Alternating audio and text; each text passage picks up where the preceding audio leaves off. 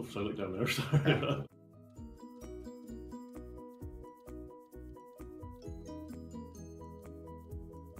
Overall, it was really good. Yeah, I mean, I wasn't too nervous, but I was excited, probably more than nervous. But it's all going really well. The first couple hours, a lot of discharge and quite blurry. It's kind of hard to open both eyes.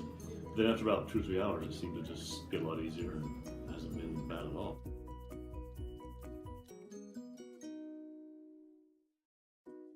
I didn't realize how good my vision was until she covered up the one eye and I could really see up close, So it's been less than 24 hours, so it's great.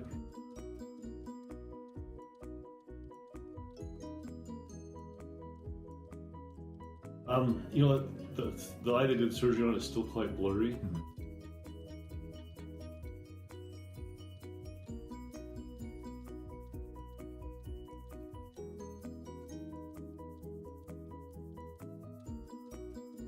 When you get up close, I was amazed how well I could see. So it's a lot better, I guess, up close already. So.